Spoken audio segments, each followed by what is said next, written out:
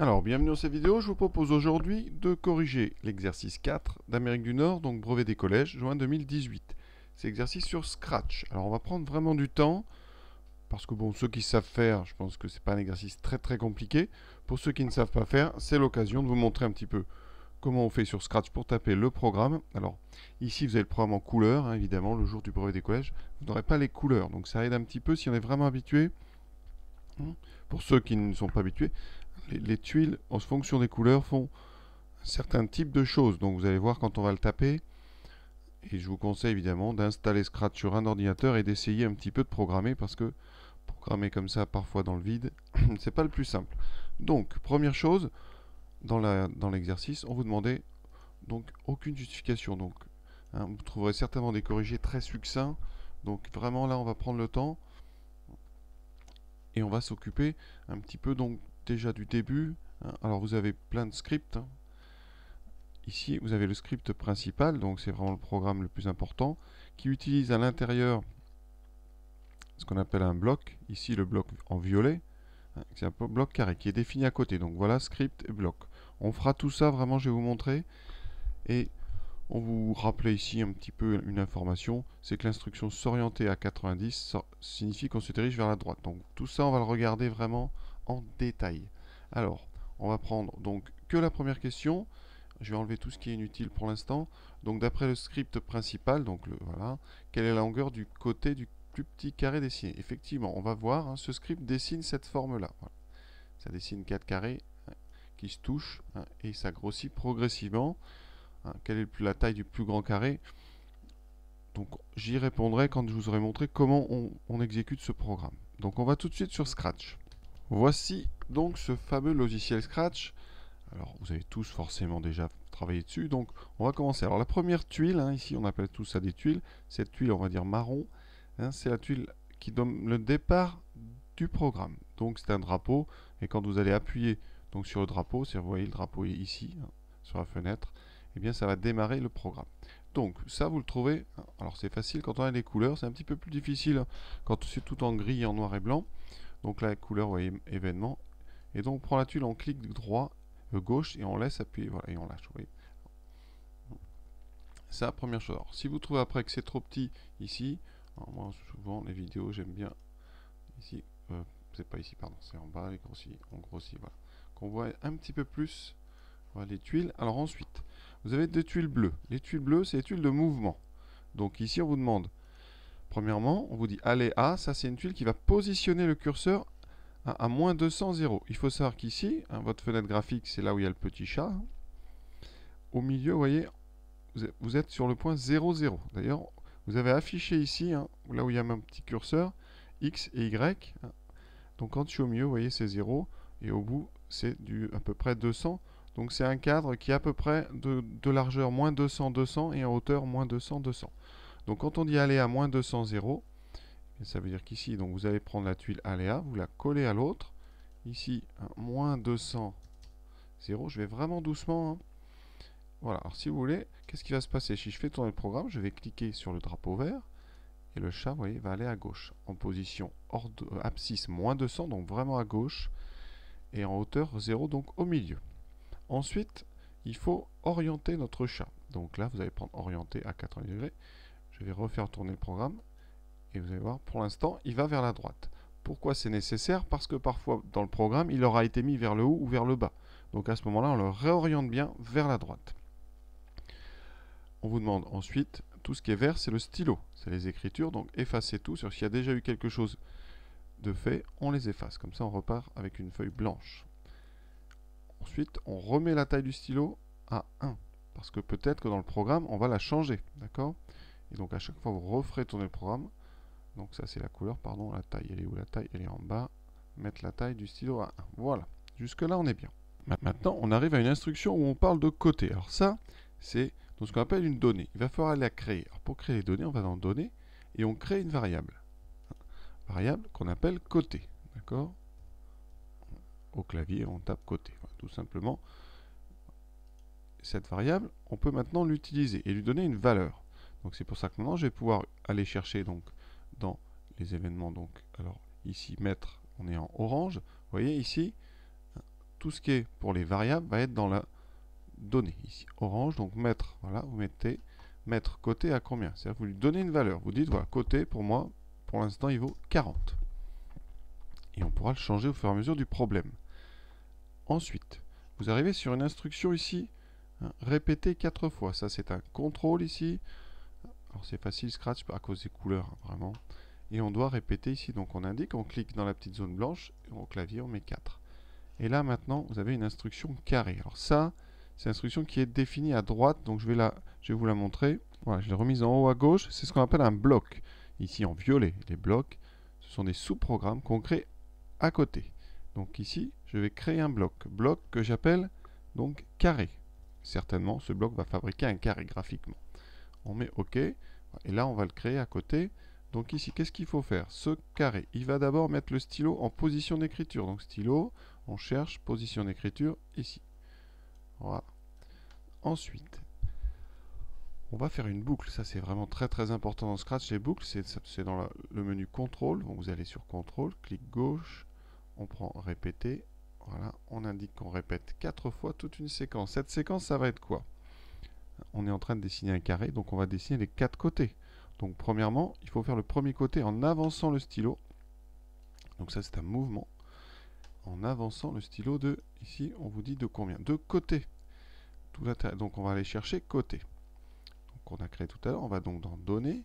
Ici, vous avez la petite tuile côté que vous pouvez cliquer gauche et glisser à l'intérieur à la place du 10. Voilà. Là, en faisant ça, vous allez avancer. Comme le stylo est en position d'écriture, il va donc tracer un trait d'une longueur de côté. Et côté, on a dit ici pour l'instant, c'est 40. Donc on va faire un trait de 40. Une fois que ce trait est fait, on vous dit tourner 2. Donc toujours un mouvement. On va tourner donc notre chat, le lutin, de 80 degrés. Et là, attention, il y a deux types de rotation. Celle-là, elle est dans le sens contraire des aiguilles d'une montre. C'est celle-là. Voilà. Regardez bien. Hein. Ici, vous avez un sens de rotation. La flèche n'est pas la même dans les deux. Et vous indiquez le nombre de degrés. 90 degrés, donc c'est un angle droit. Donc on a tracé notre premier segment et on va tourner. Tout à fait normal pour faire un carré. Qu'est-ce qui se passe? Une fois qu'on est au bout, on va répéter ça. Donc on va réavancer de 40. Retourner, réavancer de 40, retourner, réavancer de 40, retourner. Vous aurez donc dessiné un carré. D'accord? Maintenant, on finit le programme et on n'a plus qu'à relever le stylo. Donc ça, menu stylo, relever. Ça veut dire que maintenant, pour l'instant, quand vous allez bouger, le stylo n'écrira plus. Qu'est-ce qu'on fait de ce bloc carré? On va le mettre dans notre boucle, ici. Donc vous avez une boucle de 4 et là une autre boucle. Donc ça veut dire qu'on va dessiner plusieurs carrés. Dans la boucle, on prend donc la tuile carré, voilà, on la met ici, oui. Ensuite, une fois que le carré va être fini, on va réavancer une fois.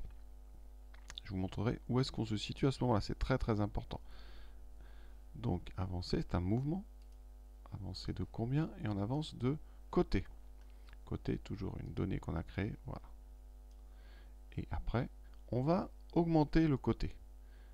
D'accord? Donc, à côté, on va prendre la tuile ajouter à et on va lui ajouter 20. Ça veut dire que le côté, à partir de la première boucle, ne vaudra plus 40, mais 60. Donc le carré que vous allez dessiner aura des côtés de longueur 40, puis 60, et ensuite à la troisième boucle, on rajoutera encore 20, puis 80, puis 100. Et maintenant, on va regarder tout ça.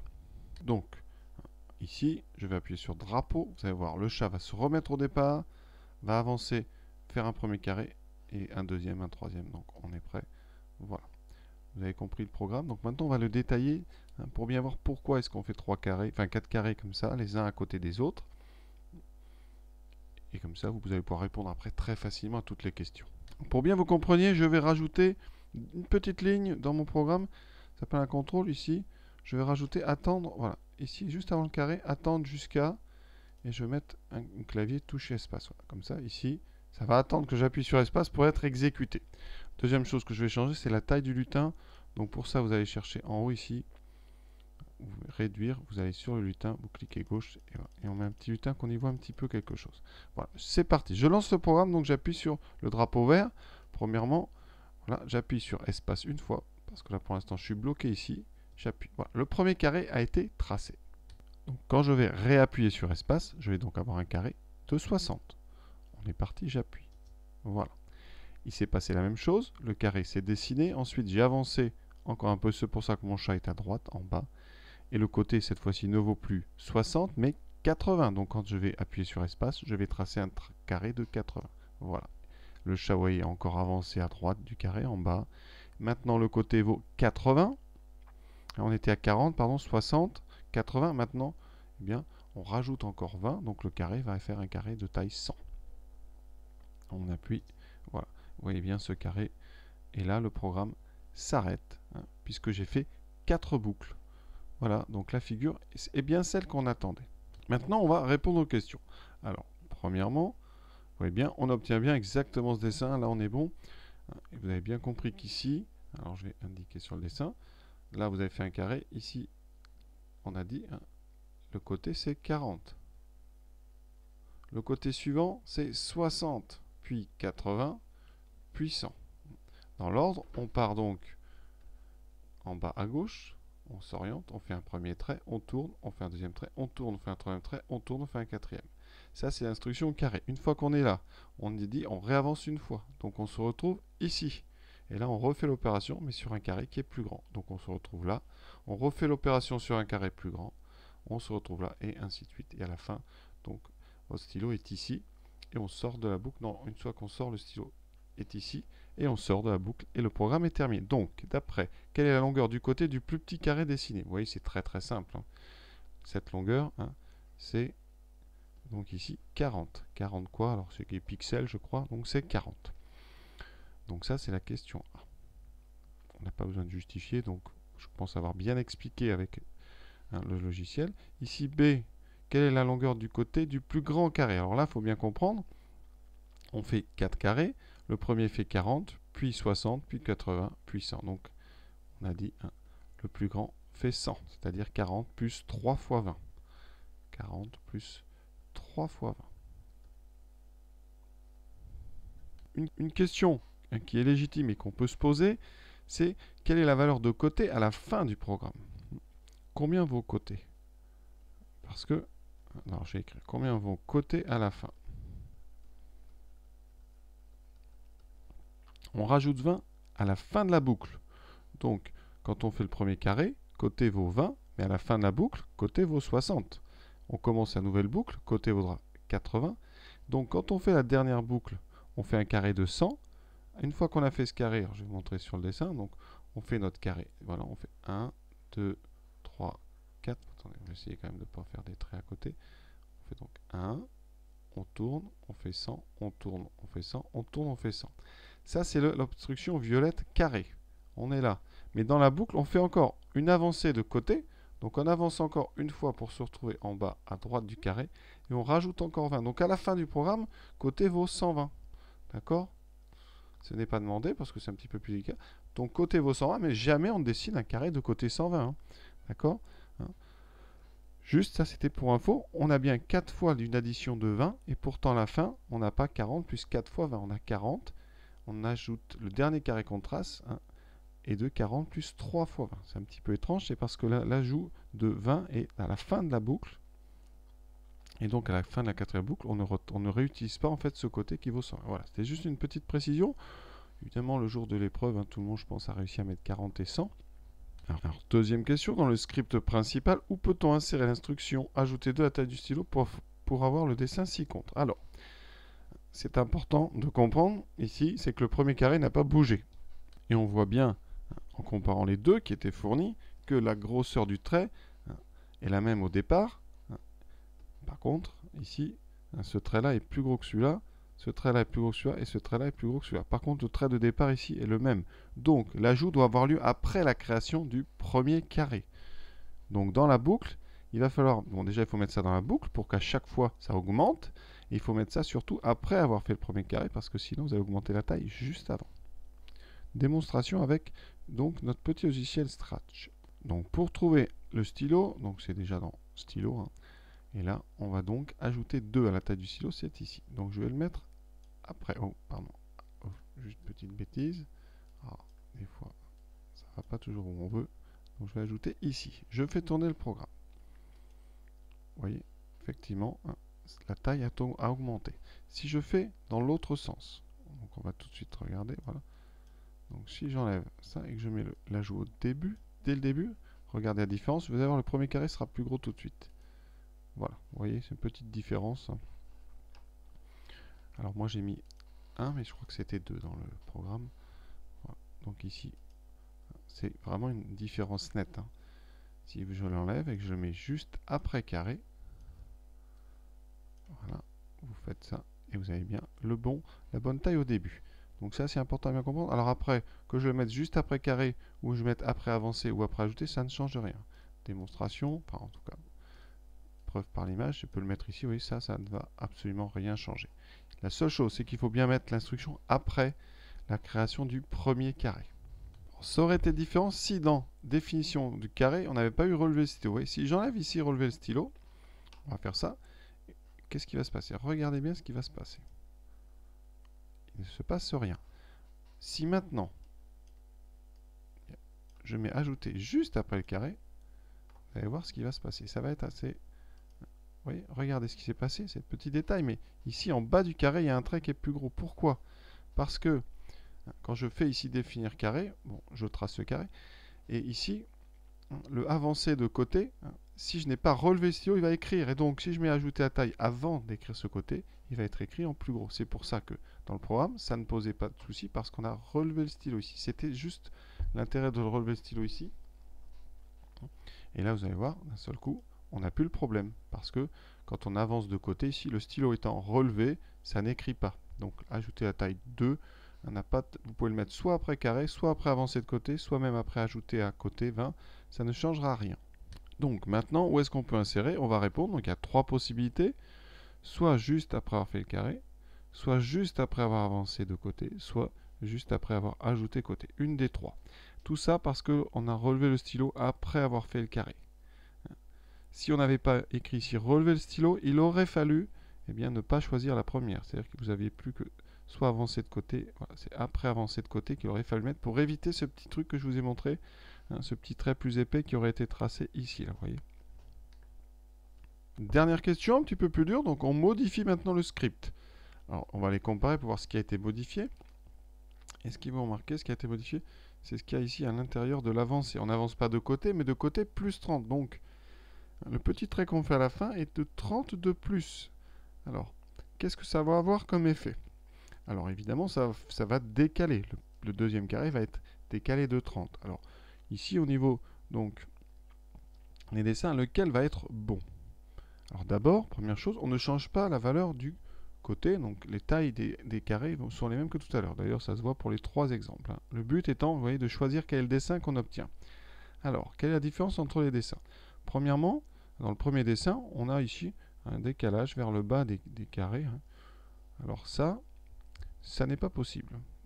La seule chose qu'on fait de différent, c'est qu'une fois qu'on est en bas, alors je vais prendre pour le deuxième dessin, qu'on a fait le premier carré, au lieu de se retrouver ici comme tout à l'heure, on va se retrouver à 30 de plus. Effectivement, ça correspond. Donc dès qu'on est là, on se décale de 30. Ici, le premier ne marche pas. Pourquoi? Parce que quand vous êtes ici, vous vous décalez de 30, vous arrivez ici. Et donc vous commencez à dessiner le deuxième carré ici. Donc ce dessin-là n'est pas possible. Voilà. Alors lequel des deux autres est possible? La différence, c'est qu'il y en a un qui a ici, donc vous voyez, le trait qui est dessiné, donc l'avancée est dessinée, alors qu'ici, elle n'est pas dessinée. Et si vous avez bien écouté ce que j'ai dit tout à l'heure et essayé de le faire, vous saurez que ce n'est pas le dessin numéro 2, c'est le dessin numéro 3. Parce que quand on fait l'avancée ici, à cet endroit-là exactement, on vient de faire carré. Et dans carré, j'ai dit l'instruction importante, c'est relever le stylo. On a relevé le stylo juste avant d'avancer. Donc quand on avance ici, on y va sans écrire. Et donc, vous n'aurez pas le trait qui est entre les deux carrés. Donc, c'est le dessin numéro 3. Preuve par Scratch tout de suite. Donc, je change dans côté. Il faut que je mette rajouter. D'accord? Pour ça, il faut que je change ce truc-là. Ici, je l'enlève. Il faut que j'aille chercher des additions. Donc, je vais dans opérateur. Et j'utilise la touche qui permet de faire des additions. D'accord? Voilà. Et dedans, je vais mettre, donc, on fait côté. Hop, c'est raté. Bon, on va refaire, il faut peut-être remplir avant. Voilà, côté plus 30. Voilà, et je le mets à l'intérieur ici. Voilà, on a exactement ce qu'il faut. Je lance notre programme. Et voilà, exactement. Alors là, par contre, oui, j'ai oublié d'enlever, ajouter la taille du stylo qu'on avait mis tout à l'heure. Donc je l'enlève. Voilà. Donc ça, vous pouvez supprimer. Supprimer. Je relance. Voilà, exactement ce qu'il fallait. Voilà, donc l'exercice est terminé. Alors après, vous pouvez vous amuser. Si vous avez tapé, hein, vous pouvez faire à la place d'un carré, faire un triangle. Comment on fait? Ben, vous mettez 30. Au lieu de tourner de 90 degrés, hein, sachant que les angles d'un triangle c'est 360, vous allez tourner de 120 à chaque fois. Voilà. Et ici, on met répéter 3 fois. Et vous allez voir tout de suite, regardez bien, on a ici. Alors j'ai dû oublier d'avancer quelque part. Et non, voilà, c'est parfait. Donc, ah, j'ai mis, pardon, je sais pourquoi j'ai mis 30 au lieu de 3. Voilà, pardon. Et voilà, vous avez vos 3 triangles. Vous voyez, c'est très simple. Hein. Si vous voulez faire des hexagones, vous mettez ici 6 fois, mais au lieu de mettre 120 degrés, vous faites 60 degrés. Et vous aurez un joli hexagone. Voilà, regardez, magnifique. Alors il se superpose un peu, il faudrait peut-être avancer d'un peu plus. Vous voyez comment rapidement on peut modifier des programmes hein, pour faire des jolies choses. Je vous laisse sur ce GeoGebra. Donc cet exercice est terminé. Je pense avoir expliqué quand même dans les détails. Voilà, à très bientôt pour d'autres vidéos et d'autres sujets de brevet des collèges. N'hésitez pas évidemment à partager, à liker si vous avez aimé, à commenter. Voilà. Bonne journée.